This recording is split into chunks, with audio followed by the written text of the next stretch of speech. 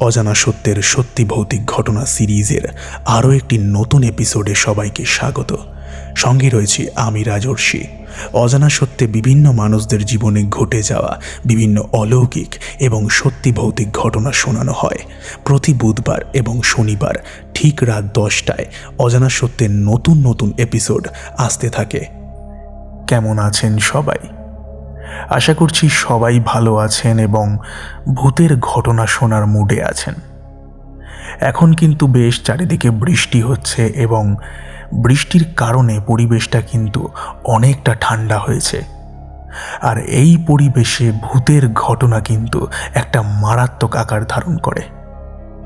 আজকে আপনারা শুনবেন দুটি সত্যি ভৌতিক ঘটনা। আজকের যে প্রথম ঘটনাটি রয়েছে সেই ঘটনাটি কলকাতায় একটি বাচ্চা মেয়ের কবরের ওপর বাড়ি বানানোর ফলে ঘটে যাওয়া কিছু ঘটনা। একটি পরিবার কলকাতায় একটি বাড়িতে থাকতে আসে এবং সেখানেই তাদের সঙ্গে কিছু ভয়াবহ ঘটনা ঘটে, যেইগুলো আপনারা জানতে পারবেন আজকের এপিসোডে। এর সঙ্গে যেই সেকেন্ড ঘটনাটি রয়েছে সেই ঘটনা বিষয়ে আমি বেশি কিছু বলতে রাজি নই, কারণ সামান্য কিছু বললেই পুরোটাই স্পয়লার হয়ে যাবে। তাই আমি চাইবো আজকের এপিসোডটিকে আপনারা একদম শেষ অবধি শুনতে থাকুন।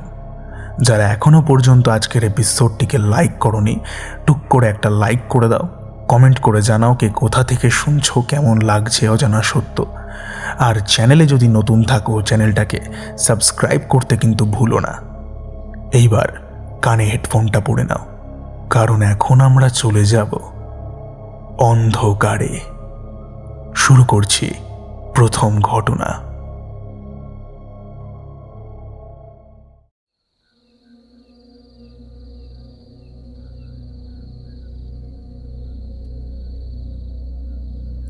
হ্যালো রাজর্ষি, আমি অবিনাশ সেনগুপ্ত, তোমার চ্যানেলের একজন নতুন শ্রোতা। তোমার রিসেন্ট ঘটনাটা শুনে এবং তোমার কথা বলার ধরন দেখে আমি মুগ্ধ হয়ে গেছি। তাই আমার সঙ্গে ঘটে যাওয়া একটা ঘটনা আমি তোমাকে লিখছি। আমাদের জানতে অজান্তেই আমাদের মাঝে অনেক কিছু ঘটে, তবে আমরা অত পাত্তা দিই না বলেই সেটার অত্যাচার আরও বাড়তে থাকে এবং এমন একটা রূপ নেয় যেটা হয়তো আর সঠিক করবার মতো হয়ে ওঠে না।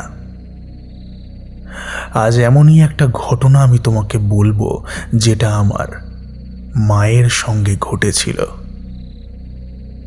বেশি কথা না বাড়িয়ে শুরু করছি ঘটনা।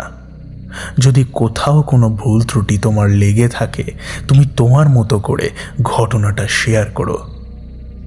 আমরা আগে থাকতাম বহরমপুরে। ওইখানে আমার ঠাকুমা, দাদু, আমরা সবাই একসঙ্গে মিলেই থাকতাম। ঠাকুমা দাদু মারা যাওয়ার পর চাকরির কারণে আমাকে চলে আসতে হয় কলকাতায়। সঙ্গে পরিবারকেও নিয়ে আসি, কারণ বহরমপুর থেকে কলকাতা অনেকটাই দূর। ডেলি প্যাসেঞ্জারি করা খুব একটা সহজ নয়। তো যাই হোক, আমরা কলকাতায় এসে প্রথম একটা বাড়ির খোঁজ করি এবং সেখানে একটা ফাঁকা দোতলা বাড়ি পাই। তবে এলাকাটা ছিল একটু গ্রাম্য টাইপের, মানে বুঝতেই পারছো আর কি, ওই সাউথের দিকে। তো বাড়িটা পুরো ফাঁকা আর কম পয়সাতেই আমরা পেয়েছিলাম একটা সুন্দর দোতলা বাড়ি। তো আর না ভেবে আমরা বাড়িটাকে নিয়ে নিই আর থাকা শুরু করে দিই সেখানে। প্রথম কোনো অসুবিধা হয়নি, তবে একদিন রাতের বেলায় যখন আমি কাজ থেকে বাড়ি ফিরি, আমি নিজের মাকে দেখে প্রশ্ন করি, মা, তোমার কি কিছু হয়েছে?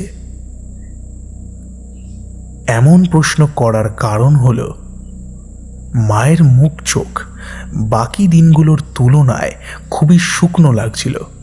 মানে হঠাৎ করেই কেমন যেন একটা বদল দেখতে পারলাম মায়ের চেহারায়। মা বলল, কই কিছু না তো। তারপর রাতে খাওয়া দাওয়া করে আমরা ঘুমালাম। এখানে বলে রাখি, রাতের বেলায় ঘুমানোর আগে আমরা সবাই মিলে গল্প করলাম আর প্ল্যান বানালাম যে নিজেদের বাড়িটা কলকাতায় আমরা কোথায় বানাবো। তো বাবা মায়ের সিদ্ধান্ত ছিল অত বাড়ি টাড়ি না বানিয়ে নিউ টাউনে একটা ফ্ল্যাট নেবে। তো বাবা মার আদেশ অনুযায়ী আমি সেটার জন্যই পয়সা কড়ি জমাচ্ছিলাম। তো যাই হোক, রাত্রিবেলা আমরা ঘুমিয়ে পড়ি। তবে সকালে উঠে দেখি মায়ের শরীরে কেমন যেন কষ্ট হচ্ছে। ভালো করে দেখাতে আমি দেখি মায়ের বুকের দিকটায় লাল হয়ে রয়েছে, একটা লাল ছোপ সেখানে হয়ে রয়েছে। মনে হচ্ছে কেউ যেন মাকে খুব জোরে মেরেছে। তবে অবাক করার মতো বিষয়, মায়ের সঙ্গে তো বাবা ঘুমিয়েছিল। না, বাবা মাকে মারতেই পারে না। আমি যেদিন মাকে ডাক্তারের কাছে নিয়ে যাই, ডাক্তার ওষুধ দেন, মা খাওয়া দাওয়া শুরু করেন এবং মায়ের মধ্যে একটু বদল আমরা লক্ষ্য করেছিলাম। তবে আবারও একদিন রাতের বেলায় আমরা ঘুমাই। তবে সকালে উঠে মায়ের হাতে একটা ছাপ দেখতে পাই, যেন মনে হচ্ছে হাতটাকে কেউ জোরে চেপে ধরেছে। তবে অবাক করার মতো বিষয় এটা, সেদিন রাতে মায়ের সাথে আমি ঘুমিয়েছিলাম মাকে খেয়াল রাখার জন্য। কি হচ্ছেটা কি মায়ের সঙ্গে কিছুই বুঝতে পারছি না। এইভাবেই যত দিন এগোতে থাকে মায়ের অবস্থা দিন দিন খারাপ হতে থাকে। রাতের বেলা শুয়েছিলাম, হঠাৎ করে মা কেমন যেন কান্না করে উঠেছিল। সকালে উঠে প্রশ্ন করলে মা বলছে কেউ যেন তার স্বপ্নে আসছে, একটা বাচ্চা মেয়ে এসে শুধু একটাই কথা বলছে, ওকে শাস্তি দে, ওকে শাস্তি দে। কখনো কখনো ঘুমানোর সময় নাকি মনে হচ্ছে মেয়েটা পায়ের সামনাসামনি দাঁড়িয়ে আছে। আবার কখনো কখনো মায়ের মনে হচ্ছে রাতের বেলা ঘুমানোর পর মেয়েটা মায়ের মাথার পাশেই দাঁড়িয়ে আছে। ঘুমাতে ঘুমাতে মা চিৎকার আরম্ভ করে দিত। আবার মাঝে মধ্যে সবথেকে ভয়ঙ্কর বিষয় যেটা, রাতের বেলায় হঠাৎ ঘুম ভেঙে গেলে উঠে দেখতাম মা খাট থেকে নেমে মেঝেতে বসে রয়েছে আর আমার দিকে কেমনভাবে যেন তাকিয়ে আছে। তুমি একবার ভেবে দেখো রাজর্ষিদা, তুমি রাতে ঘুমাচ্ছ, ঘুম থেকে উঠে তুমি পাশে তাকিয়ে দেখছো তোমার মা মাটিতে বসে তোমার দিকে তাকিয়ে রয়েছে। তোমার কেমন অনুভূতি হবে সেই সময়? মা সেখানে বসে আমার দিকে তাকিয়েছিল ঠিক আছে, কিন্তু হঠাৎ করে মা হেসে উঠল। আমার তখনই গায়ে কেমন যেন একটা কাঁটা দিয়ে উঠল মায়ের সেই হাসিটা দেখে। মা ঘন ঘন অজ্ঞান হচ্ছে। আমরা সরাসরি ভূত প্রেতে বিশ্বাস করতাম না, যার কারণে মাকে আমরা হাসপাতালে নিয়ে যাই। ডাক্তাররা জানায় মায়ের নাকি মানসিক রোগ হয়েছে, তাকে পাগলা গারদেও রাখতে হতে পারে। এইসব শুনে আমার বাবা এবং আমি দুজনে ভীষণ কষ্ট পাচ্ছিলাম। ডাক্তারের কাছে নিয়ে যাওয়ার পরে মা ডাক্তারদের সাথেও খুব বাজে ব্যবহার করেছে। তবে মায়ের কিছু আচরণ দেখে মাকে পাগল বলে তো মনে হচ্ছিল না, কারণ কোনো পাগল কখনো নিজের প্রস্রাব পান করতে পারে না। হ্যাঁ, ঠিকই শুনছ, আমার মা নিজের প্রস্রাব পর্যন্ত খেয়েছে, বাবাকে মারধর করেছে। এত অত্যাচারের কারণে মাকে আমার বাবা একটা ঘরে বন্ধ করে রাখত। একদিন সন্ধেবেলায় বাবা বাড়ি ছিল না। আমি রাস্তা দিয়ে রাতের বেলায় কাজ থেকে বাড়ি ফেরবার পথে দূর থেকে দেখতে পারি আমাদের বাড়ির ছাদের রেলিংয়ে কেউ একজন হেঁটে বেড়াচ্ছে। আমার দূর থেকে দেখে মনে হলো ওটা আমার মা। আমি দৌড়ে দৌড়ে ঘরে যাই এবং ছাদে যাওয়ার পরে ছাদে গিয়ে দেখতে পাই কেউ নেই ছাদে। আমি তন্ন তন্ন করে চারিপাশটা দেখি, তবে ছাদে আমি কাউকে দেখতে পাই না। আমি নিচে গিয়ে মায়ের ঘরের দরজা খুলি, আর যেই দৃশ্যটা দেখি সেটা আমি দেখার জন্য প্রস্তুত ছিলাম না। আমি দেখি মা নিজের মুখ চোখ নিজে নিজে খামচাচ্ছে, মুখে গভীরভাবে ক্ষত করেছে, পায়ের নখগুলোকে তুলে ফেলেছে। আমি কান্না করতে করতে বলে উঠি যে, মা, কেন এমন করছো? কি চাও তুমি? এই মুহূর্তে একটা অন্য বাচ্চা মেয়ের কণ্ঠস্বরে মা বলে ওঠে, আমি মুক্তি পাইনি, ওকে শাস্তি দে, ওকে শাস্তি দে। এটা তো একটা বাচ্চা মেয়ের গলা। কি ব্যাপার? কিছুই বোঝা যাচ্ছে না। বেশি না ভেবে আমি বাড়ির মালিককে ফোন করি। বাড়ির মালিককে ফোন করে সমস্তটা জানাই। সে এসে ঘরের এই অবস্থা দেখার পর ভীষণ ভয় পায়। তিনি কিছু বলতে চান না, তবে তাকে চেপে ধরাতে তিনি বলতে বাধ্য হন।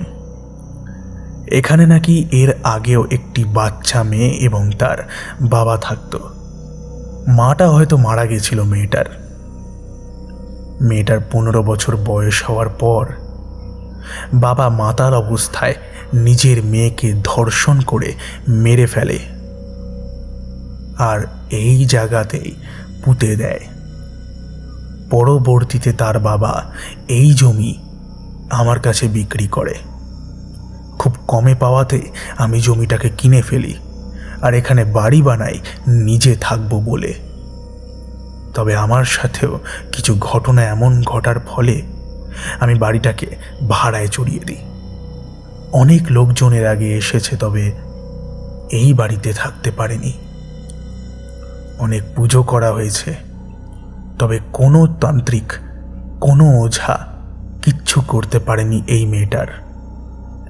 মেয়েটা প্রতিবারই একটাই কথা বলে, ওকে শাস্তি দে, ওকে শাস্তি দে।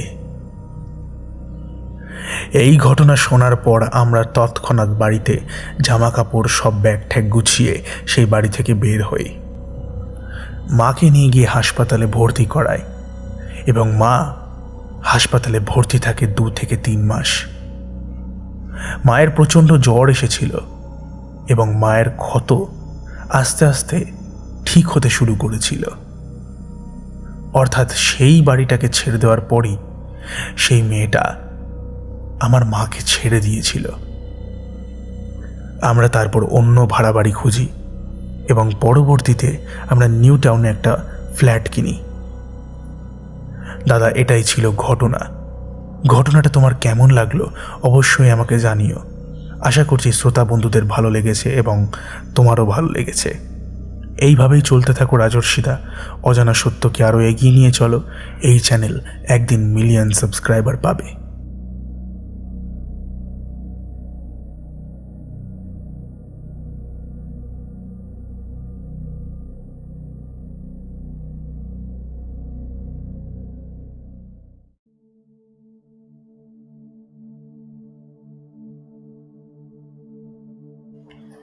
ভাবনায় পড়ে গেলেন তো? এটা ভাবনায় পড়ে যাওয়ার মতোই ঘটনা। একটি বাচ্চা মেয়ের অতৃপ্ত আত্মা সেই বাড়িতে এখনো ঘুরে বেড়ায় সাহায্যের জন্য, কারণ সে প্রতিশোধ নিতে চায়। আপনারা ভেবে দেখুন, একজন বাবা নিজের মেয়ের এত বড় ক্ষতি কী করে করতে পারে। এই ঘটনা বিষয়ে আপনাদের কি মতামত আমি আপনাদের কাছে অবশ্যই জানতে চাইব। আপনারা কমেন্ট করে লিখে জানান এই ঘটনা সম্বন্ধে আপনারা কি মনে করেন। আপনারাও যদি চান আপনাদের জানা অথবা আপনাদের জীবনে ঘটে যাওয়া এমন কোনো সত্যি ভৌতিক ঘটনা আমাদের চ্যানেলে শোনানো হোক, তার জন্য আপনারা আমাকে মেল করতে পারেন অজানাসত্য15@gmail.com এই মেল আইডিতে। আপনারা আজকের এপিসোডের ডেসক্রিপশন বক্সের প্রথমে এবং পিন কমেন্টে আমার ফোন নাম্বার সহ আমার সঙ্গে কন্ট্যাক্ট করার সমস্ত রকম লিঙ্ক পেয়ে যাবেন। আপনারা সেটার মাধ্যমে আমার সঙ্গে যোগাযোগ করতে পারেন এবং আমাকে ঘটনা লিখে পাঠাতে পারেন। আপনাদের ঘটনাও আমাদের অজানা সত্যে অবশ্যই শোনানো হবে। অজানা সত্য কখনোই কোনো অন্ধবিশ্বাসকে প্রচার করে না। ঘটনা সত্যি কি মিথ্যে এই তর্কেও কখনোই আমি যাব না। ঘটনা বিশ্বাস করা অথবা না করাটা সম্পূর্ণটাই শ্রোতাদের ওপর। তবে ঘটনাগুলোকে এন্টারটেনমেন্ট পারপাসে শোনাটাই হবে বুদ্ধিমানের কাজ। এইবার আমরা চলে যাব আজকের দ্বিতীয় ঘটনায়। তাহলে শুরু করা যাক।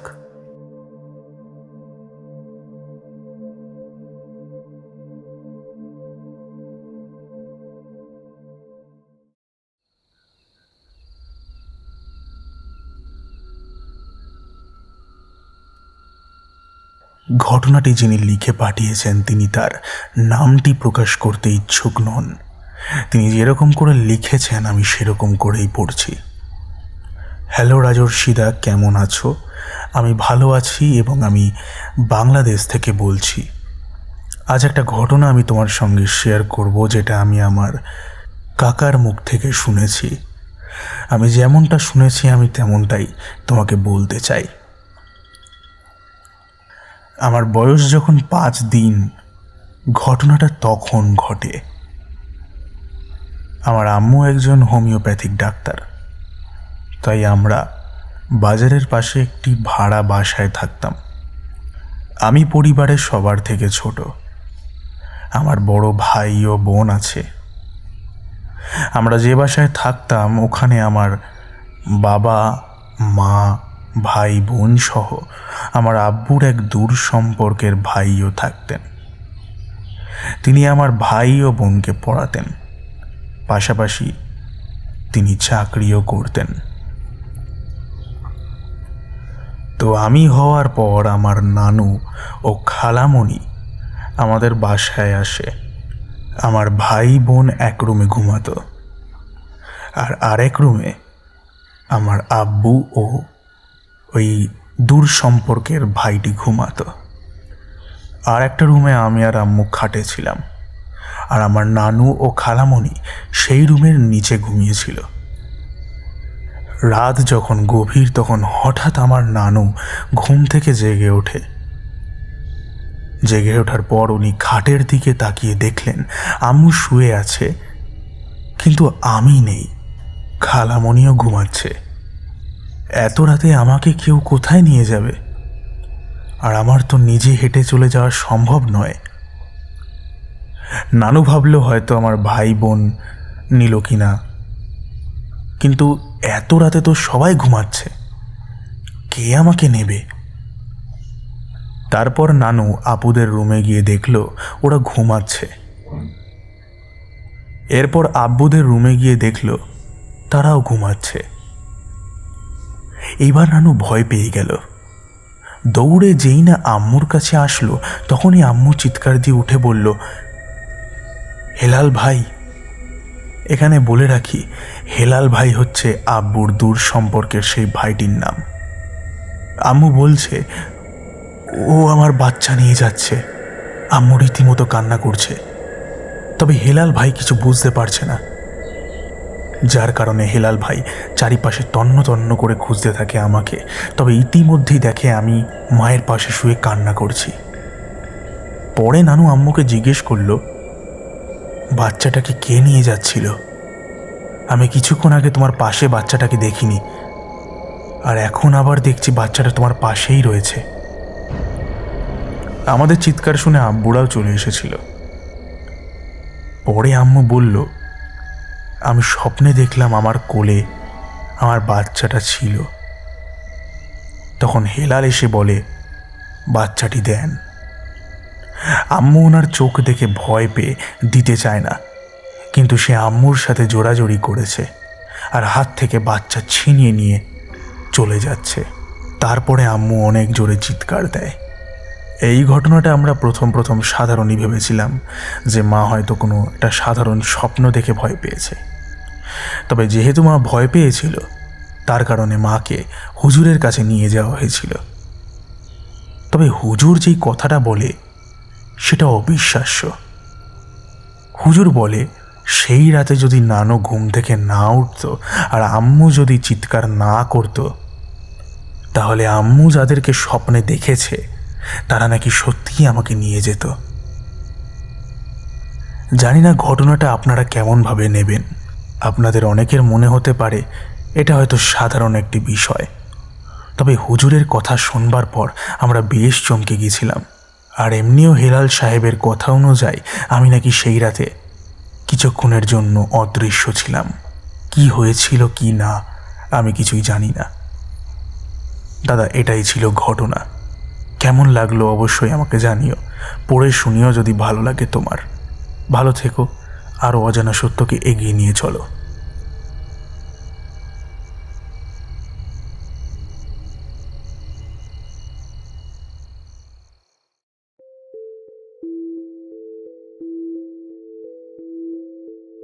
দেখুন, এই ঘটনা বিষয়ে আমি বেশি কিছু বলবো না।